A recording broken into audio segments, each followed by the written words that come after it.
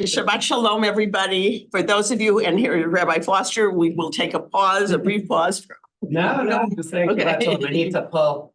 Okay. I'm gonna just grab the mini Torahs that are in the back B'kasha. here for Shabbat. So Shabbat Always great Shalom. to have Cheryl. It's always great to be here, and I thank you for the opportunity. I thank you for coming, whether you are far or near.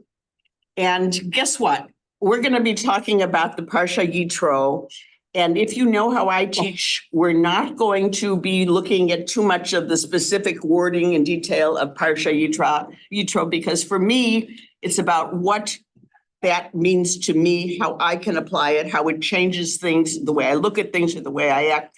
And perhaps that would work for you as well. The other reason is 2 or 3 classes back, I had the privilege of trying to find a creative way to introduce and teach to the 10 Commandments. And they're again back this time. We're not going to do it again, at least not at this time. But I think that having been a teacher for a long time, I have a read on what students like. And I know that there's nothing that they like more than a pop quiz. Right? That's right, absolutely. So, Should we leave now? so let's start with a pop quiz. And the first thing is, where was Yitro from? Midian. Yeah. We got, there's always one in the class who does not let the others. Doesn't have to be like, okay. I just wanted to move us forward. Okay. And what was his job title in Midian? Priest. He was a priest, exactly. Okay. I could have said that. And does anyone remember the name of Moshe and Zipporah's 2 kids, 2 boys? Here, Gershon. Gershon was one, and I don't remember the other one. one was blonde and tall, one was nothing. You were there. Eliezer. Oh, yeah. Okay, and Eliezer means God is my help. And Gershom is the word from I've been a stranger, ger. And that's the word that we will probably come up with again in this particular session today. And what was the thing that convinced Yitro that God was greater than all the other gods? Now that's questionable. Thank you. That's exactly. The answer is you're right, whatever you're thinking, and you're right, and you're right, and you're right. Because like so many things in Torah, there are differences of opinions and differences of approaches. And that's totally appropriate. Because what Torah really is the beginning of a discussion. It's not the last word.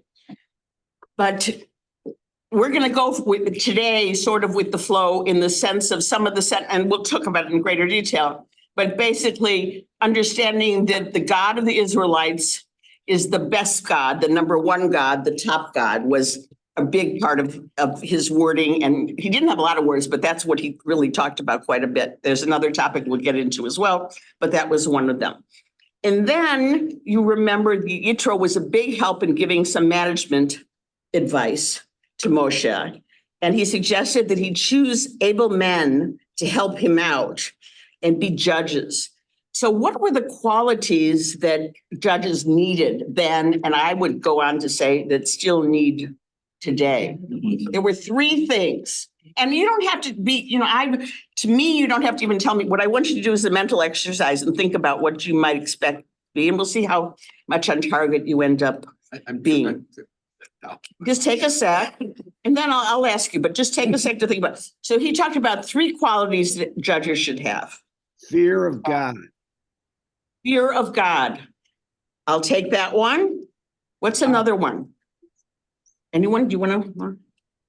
No, what I was going to say is I'm trying to remember what comes from Torah and what comes from Pirkei Avot. Okay. And I can't remember. Okay, not a problem. As I say, this pop quiz has no consequences. So, okay. So the 3 are to be trustworthy, makes common sense. Okay. To be hating of unworthy gain, not looking out for yourself in terms of something under the table, and to be God-fearing. Okay, so I don't know how you did on that quiz, but we're going to move on and talk a little bit about the Parsha. And in a very quick summary, you know that Jethro in English, was Moses's father-in-law, okay? And yes, he was a pagan priest of Midian. And he heard, at least that's what the Midrash says, and there's a lot that the Midrash says about this. And things don't always, they're not always the same thing. Sometimes they oppose each other. But he heard about what God did for Moses and for Bnei Yisrael. And he went and thought, well, I'm going to go pay a visit and tell them how great this was. And he brought with him Zipporah and the two kids. And they had a passionate reunion, but the passionate reunion was really not Zipporah, the kids, and Moshe. It was really Yitro, the father-in-law, and Moses. And Moses shared with Yitro the entire story of how the Lord had rescued the Israelites from bondage. And basically, the reaction of Yitro was pure joy, impression, blessed be the Lord. And then he says, he has a revelation, a light bulb goes off. I have, and this is Midrash, I have sacrificed to many, many gods, but now I know that the Lord is greater than all of those gods. And he made his sacrifices to God, and there was a big feast. Okay, and then the next day, he watched Moshe doing his job, trying to calm down a whole bunch of someday be called Jews, now be called Israelites. And you know how tough that crowd is to manage with questions and such. And he gave the advice that is very well known, that certainly applies to us today, which is it's really time to think about delegating. It's also, I think, important to note that he mentions, don't just delegate and pick out people. You have certain people, we talked about it before, I don't want to repeat, certain qualities that you're looking for in those people. And even beyond that, you need to train them. They need to be conversant in the laws as well. And that doesn't mean that you're going to get off the hook, that it all goes to them. There's certain things that you're still going to have to do, certain cases, certain discussions that can only be dealt with by you, but that's really important. And then we get Revelation, we have God, we have the 10 Commandments again. Maybe it's only me, but there's something bothersome about the way I told this in my head in terms of how the chronology should be. It's a little detail. I'm not the only one. That Gershon and the boys and Zipporah were not with Moses. And you mentioned something about Moses is talking about leaving Egypt. One of the problems was that Moses and his wife were not living together forever. He abandoned them for a long period. And the circumcision also takes place later on, doesn't it? Okay, well, chronology, epic. One of the things that we have to understand is sort of, problematic with a lowercase p perhaps, is that when these problems occur, most commentators will say Torah is not necessarily chronological. Don't expect it to be. But intuitively, it kind of makes sense, especially since we start Bereshit in the beginning. We want to kind of end at the end. We would assume that there's some sort of linear timeline. But that's a comment, and I think that's an important comment. It's actually something that, no surprise, Sheila, difference of discussion. If we want to look favorably on the concept, then perhaps it's because he didn't want them in harm's way. They were safe in Midian. Why take them to Egypt where life was not so good? The other concept that many rabbis support is that he didn't have time for them. He had too much important stuff going on, and family, let his father-in-law take care of him, let them be at home so he doesn't have to worry about the day-to-day kind of stuff. I wasn't there. None of us were there. You can take whatever you wish on that. We also don't know if it's Moses who sent them away, or right. Torah not want to be. Okay, perfect. That is the point that we never. And I love it because it's giving women a voice as well. And thank you for that. It isn't actually in my prep for this. I really didn't come across that, but I'm sure it's there. I just have to add this. We once had a rabbinical assembly convention, and I don't know, you might have heard of Peter Pitzel. Is that his last name? Not that I remember. Anyway, he was a psychologist who had role playing. And he had us playing the role, he, assigned people to do different things like your Tzipora, your Moshe, your Yitro, and you're the two kids. And how did you feel about all this? And it made a big Very, impression.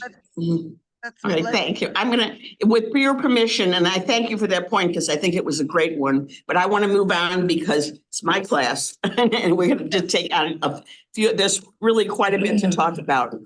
And I just want two other points in this particular thing, besides the chronology thing. We talk about Yitro making a sacrifice and having a feast to God. Depending on who you ask, a lot of people in Midrash decide that this signifies that he joined Bnei Israel, that he converted. Equally large number of sources say that he went back home. In my reading of it, joining Bnei Israel at that point literally meant you lived among the people. That's how you converted all that The word. text actually says he went back home. Well, the text absolutely says he went back home. But if Doesn't you say read whether- the Midrash, Yitro converted. I went to Christian sources. I'm sorry, but I did go to see, and for them, he was a Midianite priest forever and a great prophet for other nations. So there's all sorts of discussion on that. But that's one of the things that I just wanted to share that's, sort of topical in this, along with the idea of the chronology in terms of looking at this big picture, this parsha. And the third one is one of my favorite things, and I can never go past this particular phrase without at least mentioning it, because I apply it in life and I suggest others apply it frequently when they think about taking on more religious practice. And that is on Har Sinai, the laws are given and the people's response are, and you all know what this is. Naaseh Naaseh v'nishma. And what does that mean today in 2024 in February? Naaseh v'nishma, at some point, there's some things that we kind of have to just take a leap of faith with. And it's super hard because we are trained to be prepared. If we're going to buy a new refrigerator, many of us would research the heck out of refrigerators, buy a new car, take a trip, whatever. In other words, we need to know the facts and then we will take an action. This is counterintuitive perhaps to our mindset, but it's something that not in all cases, I'm not telling you not to research your automobile purchases. That's not where I'm going with this. But I do want to tell you that there are things that sometimes that you just have to do and then you'll get them. And for me personally, as a Jewish educator, frequently meeting with people, talking to people who say they just don't understand. They're going to read more before they do whatever the heck it is. They're going to research it. That's just, the advice is until you experience it, it's not going to be real to you, no matter how much reading you do on things. And I see this as a barrier for people taking new steps forward, even in individual small practices. I'm not even talking about huge changes. I don't know if any of you are guilty of this or folks, but I just wanted to mention that because that's one of the Cheryl things that I like to share. Nelson, do you have your hand up? Yes, I'm sorry. Yes, I do. We take a big leap of faith about our sources. So I Yes. meet people all the time who research on the internet, but is it any good? There's some Also- sources we have great faith in, like Consumer Reports, but that's about the past. Is it not necessarily good advice for the next? You're Anyway. talking about like contemporary sources, contemporary news. Is that what you're referring to, Nelson? Yeah. Yeah, okay. No, but that's a leap of faith too. We don't avoid the leap of faith. We just put it elsewhere. Okay. I appreciate that, and I think you're right. Does anyone else want to comment on? Yes, please. Regarding Yisro did quote unquote convert or not, it seems to me that from a sociological point of view, in those societies, Yisro would not have given his daughter Zipporah to Moshe as wife if he did not believe in him as a leader as somebody who took a large population out of slavery, out of Egypt, and in the fact that he had a message and on his ideas about monotheism and so on and so forth. Most definitely, if he agreed to give his daughter, so to say, to him as a wife, he most definitely believed in him as a good human. Is that right? But is that the same as accepting God, our word No, God? because God of Israel? actually Moshe took the wife when he was running away and Right, he went to exactly. Midian. He was- Could have thought he was accepting the Midian faith at that I can point. argue it both ways. I think it's a great point to think through. I thank you both. I really, really do. Okay. One of the things that, a quote that if anybody wants to, I'm sorry, I should have said this before. Yitro Netz Chaim is on page 432. I'm really bad at this, quoting, looking at the sources directly, during class. But one of the things that I wanted to share with you in terms of messaging, in terms of big ideas that are, I think, useful to us, and not necessarily that we have to take them literal, but still they're food for thought in terms of building upon them in our beliefs, in our understandings, is that God says, Anihu shekaravti lelitro velo rachativ, meaning I'm the one who brought Yitro to you, brought Yitro close. I didn't keep him away. So there's some sort of connection, and this is this is a midrash, but there's some sort of connection in midrash between a relationship with God and God wanting whatever it be, either the acceptance of him, the validation of God by Yitro, or God wanting Yitro's wisdom.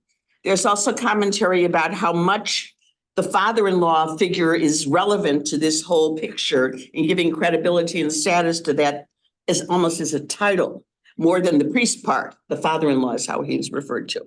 But God is in this as well in terms of Torah, in terms of understanding. It also gives the idea that we want to bring other people close to us.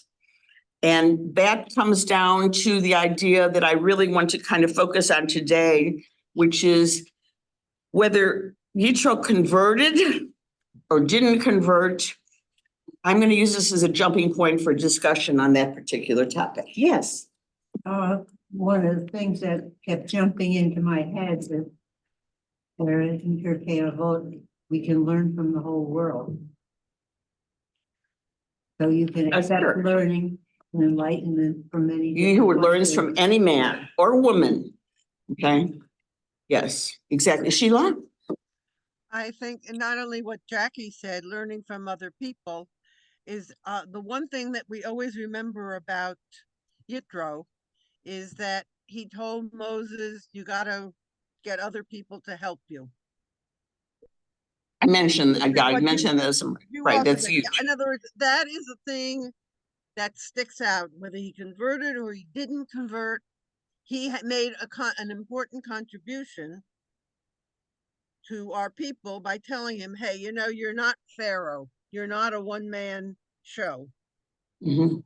Basically, it was against Pharaoh that he was saying, you're not a one-man show. You have to get advice. And that is the thing that has always stuck with me. Whether he converted or he didn't convert, Okay. didn't matter. Okay. He made It only matters in terms of, because I want to talk about conversion today. So I'm going to say, Oh, okay. yeah, I'm being But it's difficult, but I hear you. You're right. He had a contribution. That's all. Absolutely. And Absolutely. it also brings us to allows us to talk about Tzipora and the kids, or at least Okay. it tells us Thank you. that what it does is it basically just tells us that Moses had a family that he. So picking up on Jackie, what she said about learning from any man or woman, forgive me for editing a bit, but I'm just adding a little bit, is essentially, it's also the idea, the word that I wanted to look at, which is in Torah and in the Midrash, is ger, the stranger. You can learn from the stranger. You don't have to learn from only your immediate people. You need to broaden your world. And that kind of applies it. Now, I have to say parenthetically, we might not only learn good stuff, we may learn what not to do. It doesn't imply that it's always the right stuff, but essentially we have to be aware of what's going on. And going back to what Nelson said, we have to be super aware and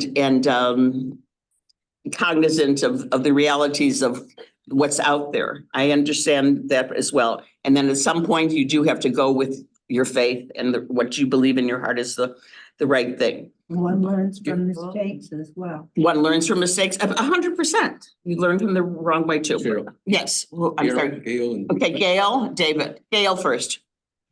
Okay, you know, it seems like, I know it is debatable, but it seems like the concept of learning from the broader world is just integral to everything that Judaism is about, because tikkun olam, how do you repair a broken world?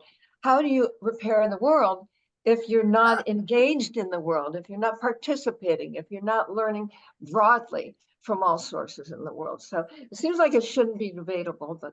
Well, it's okay. This is another thing that Cheryl is saying with the risk, understanding that she's being recorded, but this is Cheryl, which is essentially we have some folks who are Jewish, who are becoming more and more insular and doing the opposite of what I believe that legitimate point is that you made.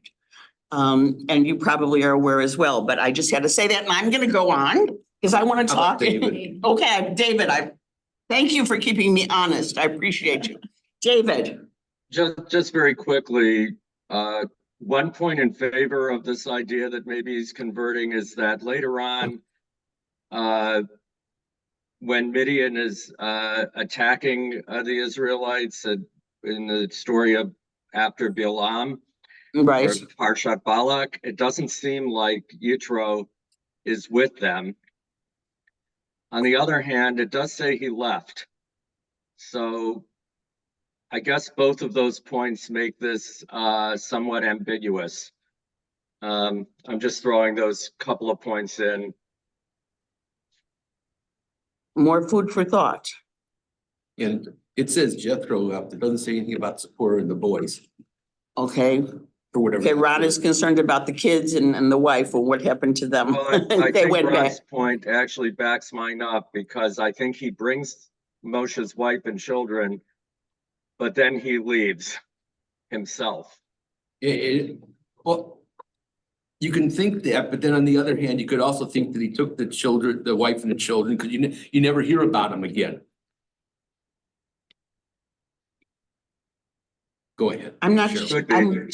I think, yeah, I'm not gonna say, I have some suspicion that somebody shows up later, but I'm not, okay.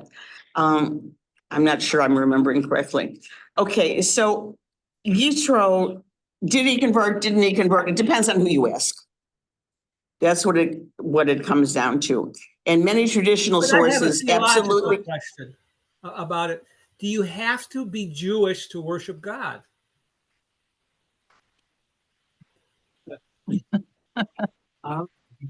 The short Jewish answer would be no. That's the American Well, answer. I worship God, no, of course, but to have a place by Olam Haba, you don't have to be Jewish either. So you don't have to be Jewish. It's basically a Jewish message. You don't have to be Jewish to have a place in the world to come. Yes, Ivan, is that who it is? Yes. Yeah.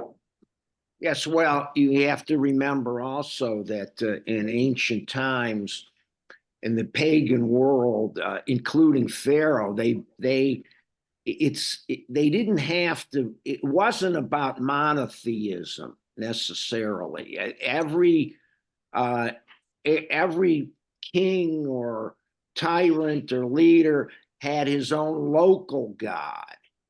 They believed in local gods. So Yitro didn't have to take on, didn't have to become a monotheist to, he was the priest of Midian. Okay. Yeah, I'm going to take the leap of faith, and I think we understand that. We have ours. Well, if we read the text, basically he says, I'm going, what's the quote? I'm sorry, and I'm going to just, Ata yadati ki gadol Hashem Mikol Haelokim. Now I know how great God, your God, for sake of clarification, the God of the Israelites from all of the gods. And then he made a sacrifice and threw a party or had a feast, something like that, which is basically the ritual that you do to, solidify that concept. But and since this But is, at his people, but Okay. he would have more than one God, so that he could. Still Well, worship okay, that I'm not, God I think as his God. we're gonna move on. We're gonna move on because my read is basically that he's signing on in terms of belief that this is the one that's my read.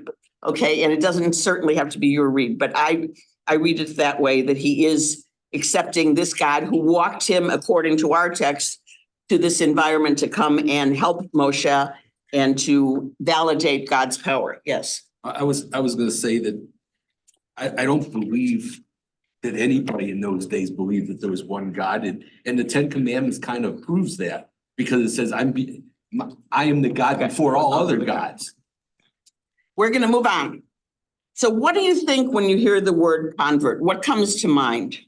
I'm not gonna necessarily even ask you to say it orally. We will certainly get a chance. I certainly want to hear your voices. But for me, and I'm coming from me, and that's the person I'm the expert in my opinion, and you cannot argue with that. That's the one thing I'm truly expert in. Is that I really see some passion, and I see a lot of bravery, and I see struggle, and I see pain of exclusion. I see the best in some of our people, the born Jews, and I see the worst in some of our people, born Jews. I have a pretty broad experience, and Elliot and some of you, the others of you know, I have a couple of family members, but I have many who have become like family. I lived in El Paso, Texas, and my husband Norm did as well, coincidentally, for more than 40 years. And I worked at the Jewish Federation for a 7-year period of that time. And we were sort of a center of people who were afraid to go to the rabbi as the first step for joining the tribe, which is not as uncommon as you think. For whatever their personal reasons are, and some of them make sense and some of them we may not understand, they'd rather talk to some approachable Jew about this idea in their head rather than formalize it in their mind by going to a rabbi. So I became a point of entry. And the other thing is that I had a lot to do with the children, B'nai Nosim, the descendants of the forced converts from the Iberian expulsions of both Spain and Portugal. Many of them. That's why I say some of them have become like family. But my experience is not just about that. My experience is also about moving here to Cleveland, continuing learning the process and seeing some of the same things and some things that are very different in terms of the acceptance of converts. And what I'm coming from actually is the comfort of the convert, rather from their vantage point. And one of the things that I changed is just because my vocabulary was always Jew by choice. And I actually liked that much better. I know that people say we're all Jews by choice. That's true. That's a different discussion, not why we're here right now. In my captive audience, I don't want to go there. But I do want you to know that in terms of what I hear here, I just have never heard that term. It's just not used. People say converts. So I'm kind of either one of them. I don't know that either one of them has any kind of, well, I suppose both of them have some sort of messaging, underlying messaging. Do you have a comment on that? The Jew by choice is used here all the time. My wife was in my teaching, people will, My wife is a Jew by choice. My daughter-in-law is a Jew by choice. Okay. So that. I don't hang out in the right crowd. Cheryl, he's right. Okay, I don't hang out in the right crowd. Yeah. I'm talking about in my teaching how it's referred to. Yeah. But it's a common term. Usually. And you know what? I don't know if the convert should be a bad word necessarily. Please, I don't want to say that, but I'm just saying in terms of sensitivity, the two words the only words I basically used in Texas were Bat or Ben Anusim, the child, the descendant of someone who is forced, or Jew by choice. And here I hear a lot more of the other, and it's not bad. Maybe I even shouldn't have mentioned it because that's not the key point of this. But in my experience, I just wanted to share with you a little bit about conversion and what it takes. And I guess my question is, would Yitro, if he did in fact choose to join our tribe, would he be accepted today, or would he have some of the issues that are prevalent with many of the folks that I know who have joined the tribe? So the first thing is a little bit of a summary about Jewish conversion and stuff. And basically the Torah, and it's really, really important, we are supposed to what? Welcome the stranger. And that essentially means literally welcome, be a welcoming community. The truth is, in terms of the Torah, anybody who wishes to join our tribe may do so, even the child of an anti-Semite. Judaism actually has, at least in the theoretical, a really positive approach to converts.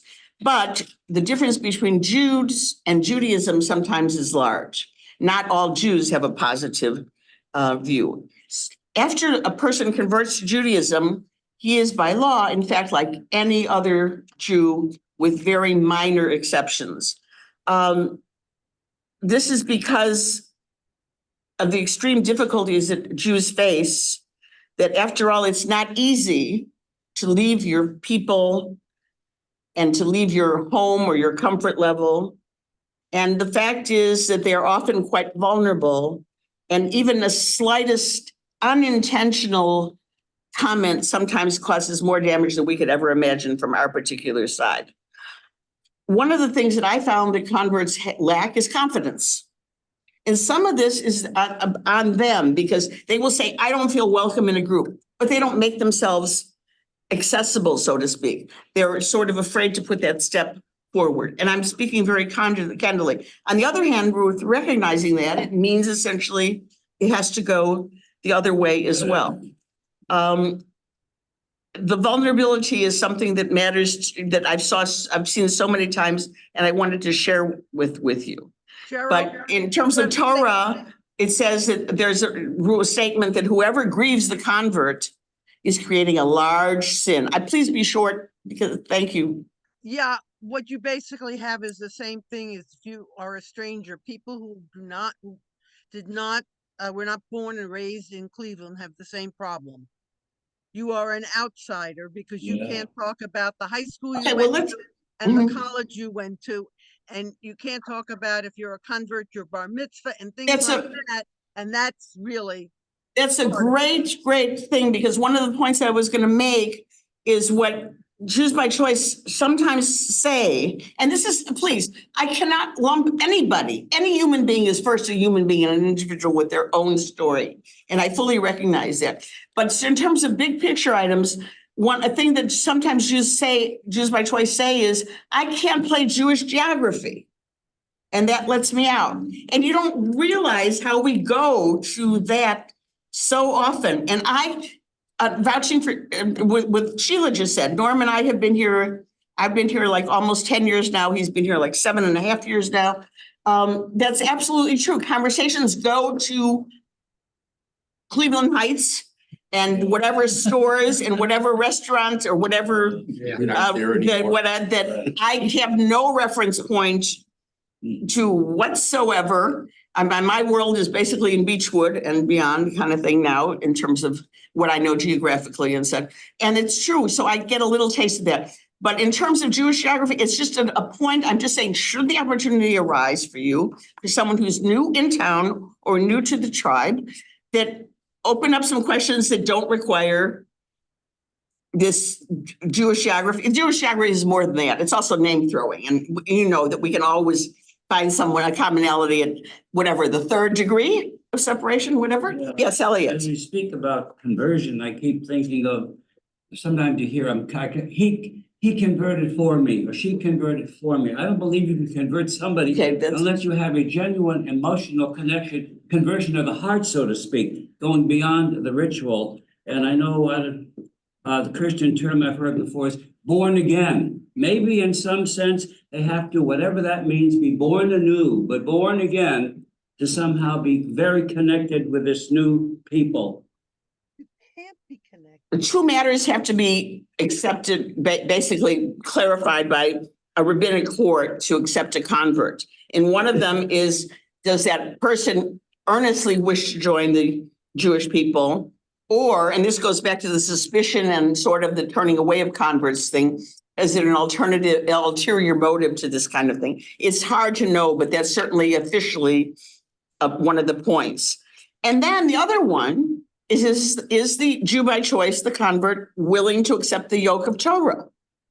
And this becomes different in different communities, what that means.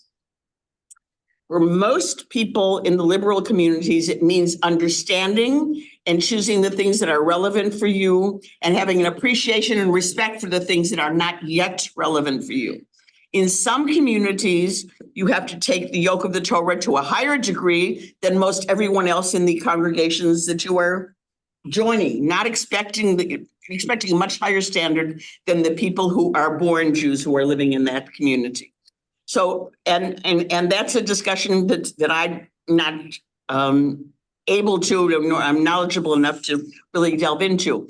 But it is, in terms of requirements, a recognition that Torah matters and a recognition that this is a sincere desire to join. From a physical point of view, obviously for a man, it's either drawing of blood or circumcision and mikvah. The Beit Din as well. Now, we talk about practicalities. I'm not a rabbi, I'm not a judge, but there are many rabbis, I'm told, who believe that if the conversion is with a motivation that seems to be a little bit superficial, it still should be done. Perhaps, a wedding is what I'm talking about, a marriage, because eventually, historically, at least in my understanding, and believe me, this is not from firsthand experience, I don't know of what I speak.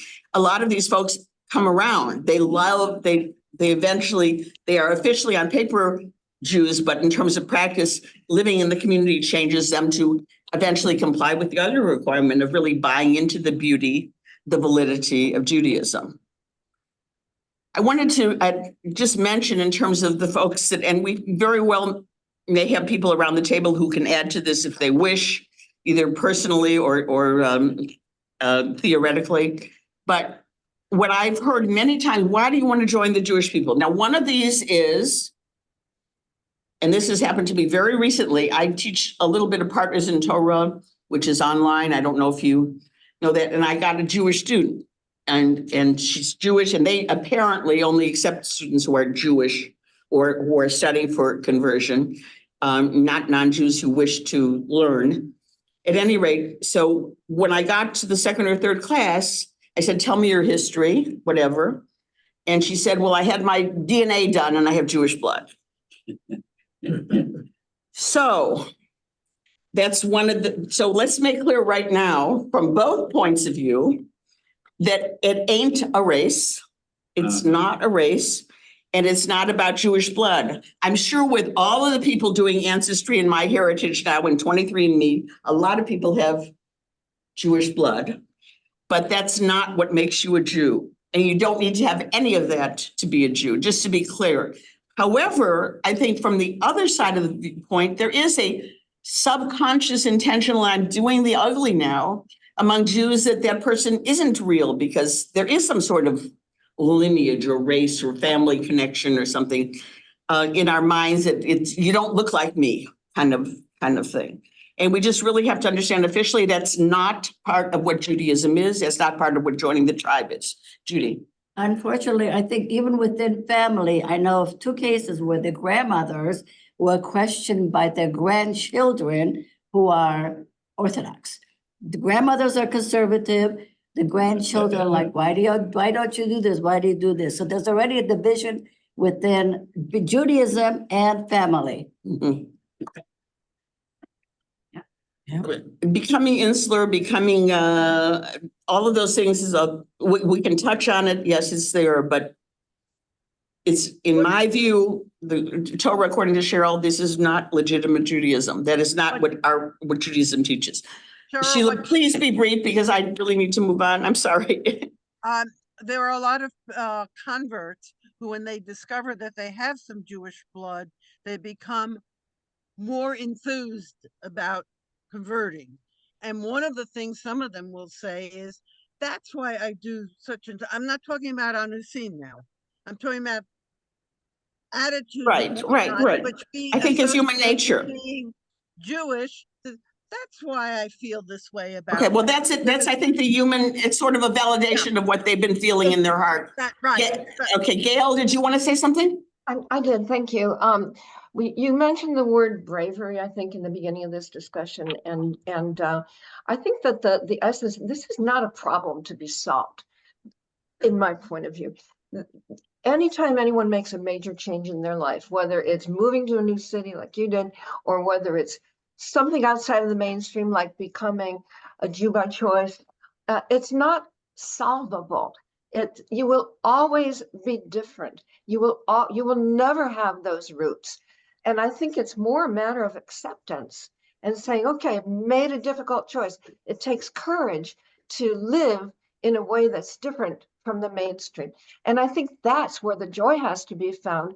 And along with the difficulties, they will never end. It's not a problem to solve. It's a way to live in this world in spite of the difficulties. I love that. Thank you. I thank you so much for your words. I really, really, really appreciate it. And in terms of, I skipped over something I just wanted to mention, which I may be telling you the obvious that you already know. But when people used to come to my office and say, I'm thinking about this or whatever, and I would say why, they'd done some reading about Judaism. They knew something, or they knew some Jewish people, or they had a very bad experience in the church, or they found out they were of Jewish heritage, all those kinds of things. But one of the things that really was resounding constantly, which is exactly what we're doing now to validate their idea, is I can ask questions. It's okay to ask questions. And in the place of the community in which I was before, the church or whatever that I was before, I had to do that leap of faith in a different context that we were talking about earlier. I was not allowed to ask why or what, or this doesn't resonate with me. And what are Jews about? Kind of what I said at the beginning of this session, which is Torah is a starting point for asking for a discussion. And that was, aside from the idea of connecting to your heritage of 500 years ago, which was a biggie, I'm not discounting, that's a whole other lecture, a whole other class. I actually taught, when I first moved here, I taught a 5 or 6 session thing on B'nai Nosim. So it's a whole other 5 classes, a whole other thing to talk about. But having said that, there's a real passion. The other thing I hear, which is sort of on the subjective level, and I can't judge it as much, as I feel a Jewish heart. This is my connection. And that might be something that, like what Sheila was saying, then later on in life, they get some sort of validation of some connection. And all of these things are human experiences that are just worth understanding. I don't know, in this community, I started to say about, and we brought up that people talk about their experiences. There certainly are Jews by choice in this community. I've had the privilege of meeting several wonderful, more than several, a good number of wonderfully wonderful people who are extremely active and contribute and make positive contributions to Jewish life in our world in every kind of way. But at the same token, I also run into many born Jews in this community who basically have their idea of what a Jewish person is in a very narrow, this is a very uniform community of Ashkenazi Jews of a certain kind, and even Jews who are of color is really not something, in other communities, it's not so unusual. Here, it's just how people grew up. Just even you can learn a lot by what's Jewish food. Well, you know, Jewish food for everybody ain't matzo balls. You know, it's really what it comes down. But we have, the world is a little bit narrower here than the world that I was, even though I was in El Paso, Texas, which you would think just much more in the sense of understanding diversity. It's not, this is just part of the reason that I'm motivated to give this discussion. How are we doing for time? We're doing, one, I wanted to mention, and this is just in terms of just painting the picture a little bit fuller, is that the concept of conversion has become increasingly more intense, more detailed, and more complicated, let's say, and more exclusive. We frequently heard that Jews don't convert, right? Jews don't encourage, Jews don't proselytize. The fact is that early on, that isn't true in biblical times. When Jews started to decide we weren't going to proselytize is when Judaism conversion to Judaism became, both by Muslims and by Christians, it became an illegal act to become Jewish. And Jews would say, why would anybody even knock on the back door and want to do that? You become suspicious of their motives, perhaps to infiltrate and destroy the community, whatever, or perhaps even to do physical harm to the community to get in the door, all of those kinds of things. So when Jews felt secure early on, that was not a thing. Jews did want to grow. It was a different way of being pruning and brewing. You know what I mean? Being fruitful and multiplying in a different kind of way, increasing our numbers. But that certainly has changed. And then when it became, let's say, with the emancipation, Napoleonic times of having the right to assimilate, to sort of, it's a little bit overly simplistic to say choose where you want to go. There were certainly complications and strings attached, including familial ones mostly. But having said that, the idea of conversion started to become more and more formalized. And then you would have to learn something, and you would go to a rabbi who would arrange a court. I certainly will call on you in a second. And you would have to go through a process of mentioning circumcision and mikvah. And of course, but you were basically dealing with a rabbi in a court that was local and defined by the community standards. Now it's, as you know, there's a lot of, what's the word I want? Well,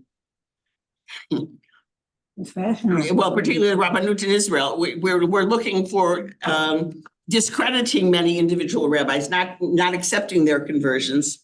That certainly has happened. And that's even within the Orthodox movement. I'm not talking about the Reform and conservative movements. So it's become, that's the word I want, trying to become, and is mostly quite centralized within the movements in terms of process, and taking away the individual rabbi's right to make that decision. Yes. Speaking about proselytizing and why Jews did not do that, or practically it did not happen, it seems to me like in human history, adding more population to your kind hardly ever happened by some people volunteering to become like you. It was mostly done by force. Look at that 7th century ideology. Okay. By the force of sword and by the force of transgression against your captives, mainly slavery of your captives. And they had absolutely and positively no choice but to join their captors. It was either life or join Or death, right. So forced conversion, whatever you. We can see that even to this day. Look at what happened a few months ago. That is the way that ideology, that 7th century ideology, has become so immensely large in their numbers. One would wonder, how did it happen? It came toward in a desert area with a very few number of population, and it conquered almost the entire world of that period of history. How? Okay. By force of sword, by transgression, by multiplying, by transgressing against the females and bringing to work a lot of unwanted children that have no choice but to join and so on and so forth. So it's really usually not voluntary. I'm digesting what you said. Thank you. Yes. Yeah, I'm gonna say something. I'm gonna just list a couple of facts that related to me, my own experience as a Sure. convert. Yeah, Thank so you. fact number one, I converted before I married my husband. And fact number two is in terms of turning back, and I almost didn't go through with it because of I couldn't wrap around the concept of God created universe in 7 days, because by training, I'm a scientist. So I had a really hard time getting through that. So thank God the Rabbi Rudin Luria assigned me 3 books written by 3 different denomination rabbis, Orthodox, Conservative, and Reform. After reading all 3 books, I wrote an essay and turned it into Rabbi Rudin Luria. I say, well, and also this is fact number 3, leading to fact number 3. In my opinion, Judaism is the only religion I perceive allows the believer the freedom to interpret your own God. So I was really able to say, hey, God, in my view, God is Mother Nature, is whatever I feel comfortable accepting. So that's my fact to me. Okay, this is just my own. And and fact number 4 is yes, I converted through mikvah, and then there was a court of 3 rabbis, and yes, and then 4. In terms of food, then we keep kosher home, and I actually make our home meal was like 90% American food, because my husband does not like Chinese food, even though he married a Chinese woman.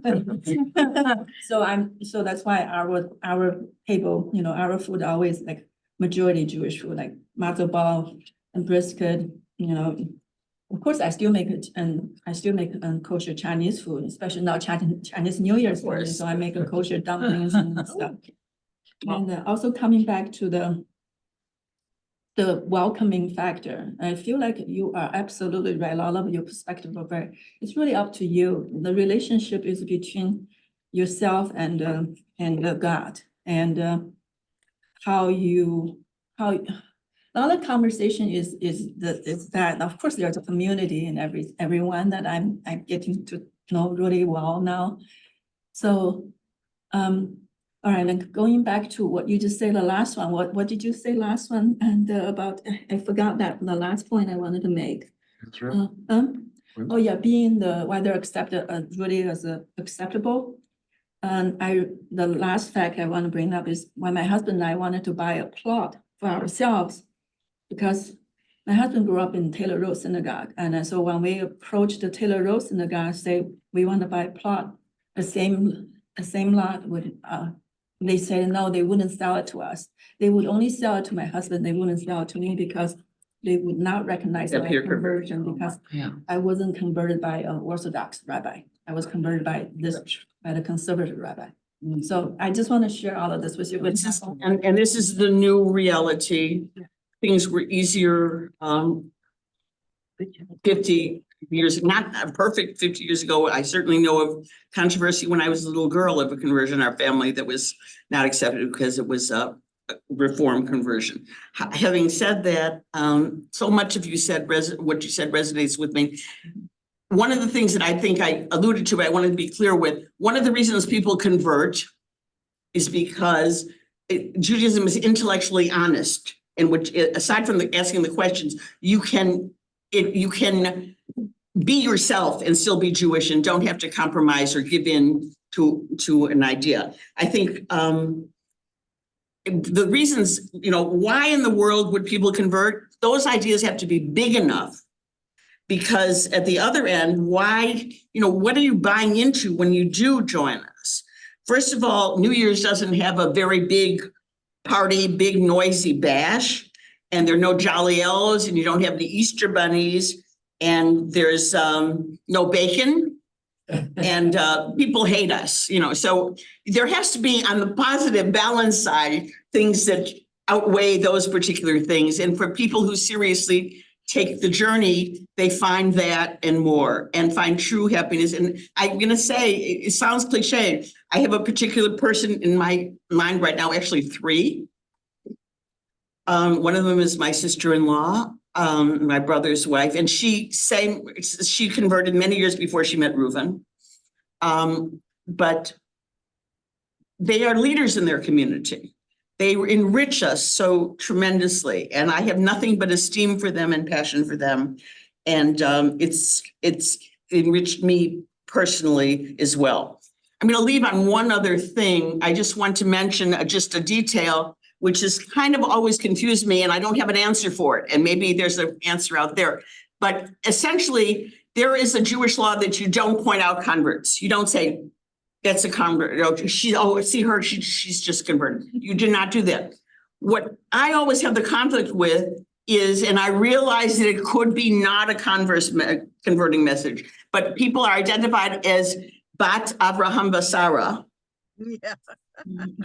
When I go up to the Torah, which 90% of the time or perhaps more means this is a Jew by choice. And I'm not saying it's a bad thing. It's just a little bit of a disconnect in my mind about you don't call out, but when they go up to the Torah, in fact, you do. Cheryl, You do it's call out. even worse. I'm going to call on the people here first. But Forgive me, it's Elliot. even worse. Someone recently said to me that she had a cultural conversion. I never heard of that term before.